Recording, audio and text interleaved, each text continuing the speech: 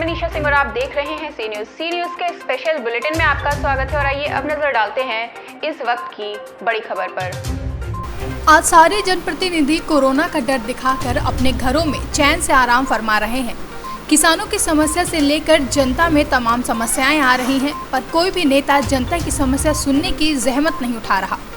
वहीं रामकोला के वर्तमान क्षेत्र विधायक रामानंद बौद्ध अकेले गांव-गांव जाकर जनता की बातों को सुनकर उनकी समस्याओं का हल करवाने में जुटे हुए हैं।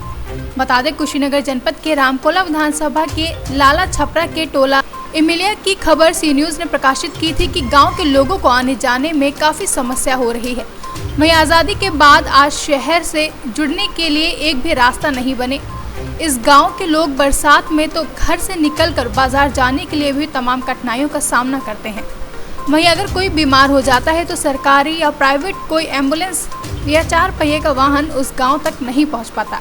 ऐसे में क्षेत्र विधायक रामानंद बौद्ध ने उस गांव में पहुंचकर जनता की समस्याओं से रूबरू हुए और लोगों को आश्वासन दिया कि मौके पर जाकर रास्ते का निरीक्षण कर अतिशीघ्र बनवाने का वादा किया।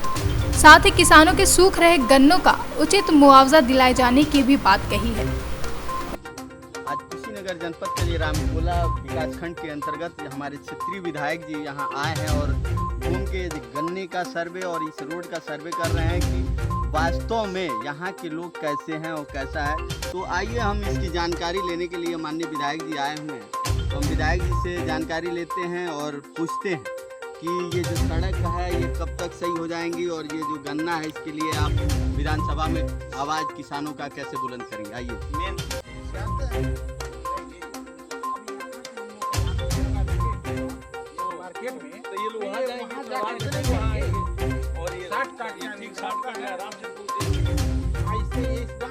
जैसा कि सर इस ग्राम सभा जो इमिलिया है यहाँ के लोगों का कहना है कि आने जाने के लिए बहुत दिक्कतें होती हैं और बरसात में तो और भी ज़्यादा दिक्कतें होती हैं। तो इसके लिए बार बार ये लोग रास्ते के लिए गुहार लगाए और आप भी मौके से यहाँ आए हैं सर्वे करने, तो इस पर क्या बता रहे हैं? ये सड़क बनेगी क्योंकि हमारे जो किसान मोर्चा के अध्यक्ष और यहाँ की जनता भी हमसे कही थी, तो तमाम सड़कें क्षेत्र में उन्हें पास कराया। लेकिन आज हमने जो देखा सड़क लक्ष्मीगंज में जुड़ रही है, तो ये सड़क अति महत्वपूर्ण है और निश्चित रूप से हम इसी बजट में इसको पास कराएंगे। और मैं इसी हफ्ते में जाने वाला भी लखनऊ, माननीय डीसी महोदय अभी बीमार चल रहे हैं, तबीयत ठीक नहीं है और स्वस्थ होने की कामना भी मैं कर रहा हूँ।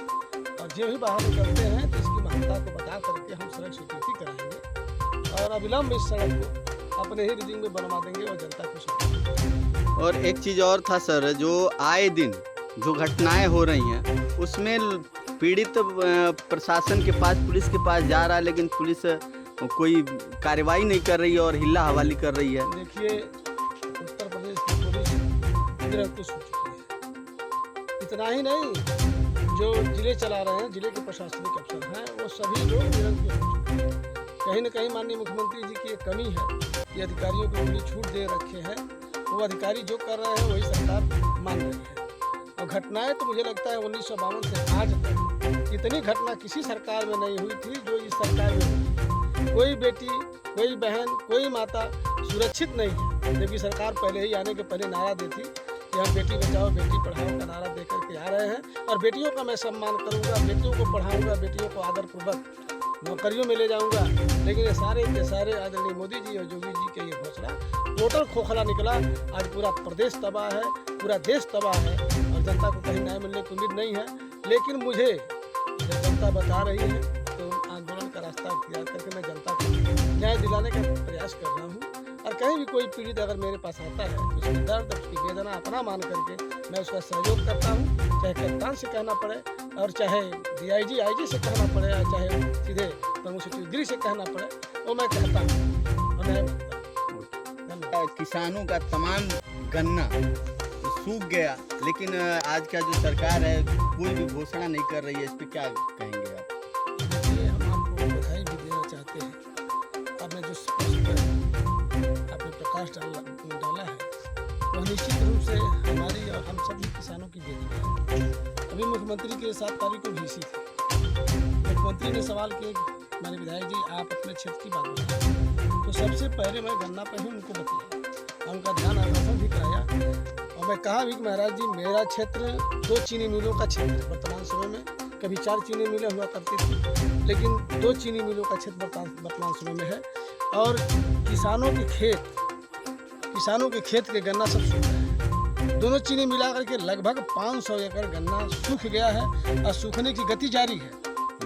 मुख्यमंत्री महोदय ने निर्देश भी दिया, क्योंकि वहीं अपर मुख्य सचिव गन्ना वहाँ थे और तत्काल संज्ञान में भी लिए। और मैं ये भी बताया कि चीनी मिलों के गलत नीति के कारण जो गन्ना जलप्लावन क्षेत्र में लगना चाहिए, जहाँ जल जमता है वहाँ लगना चाहिए, वो गन्ना वहाँ नहीं लगवाया गया।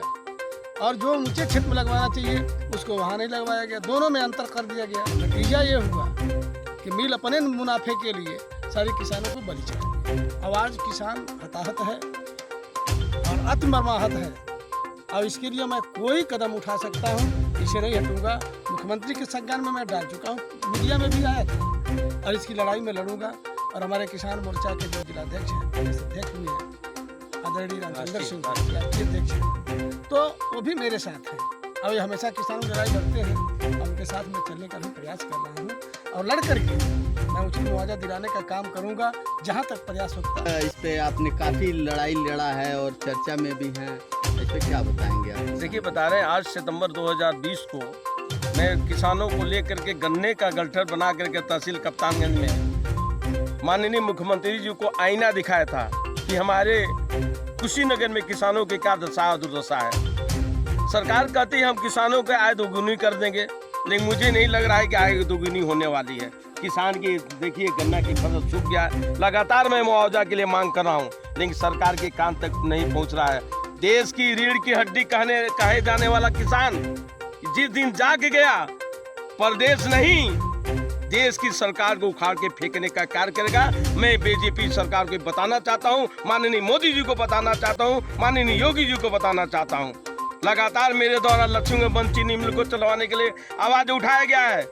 हमारे जनपद की जनता परेशान अपने गन्ने को लेकर के, लेकिन आज तक मुख्यमंत्री महोदय ने चीनी मिल को चलाने की घोषणा नहीं किया है। मैं बता रहा हूँ कि अभी भी वक्त है, लक्ष्मीगंज चीनी मिल को चलवाने के लिए घोषणा कर दिया जाए, अन्यथा किसानों ने अपना मन बना लिया 2022 में लक्ष्मीगंज चीनी मिल चालू करो, वरना 2022 में कुर्सी खाली करो। कुशीनगर से सीनियर संवाददाता छोटे लाल भारती की रिपोर्ट। तो इस वक्त के स्पेशल बुलेटिन में इतना ही। प्रदेश और दुनिया की तमाम बड़ी खबरों से जुड़े रहने के लिए देखते रहिए सी न्यूज़, हर खबर आपके साथ, आपके हाथ।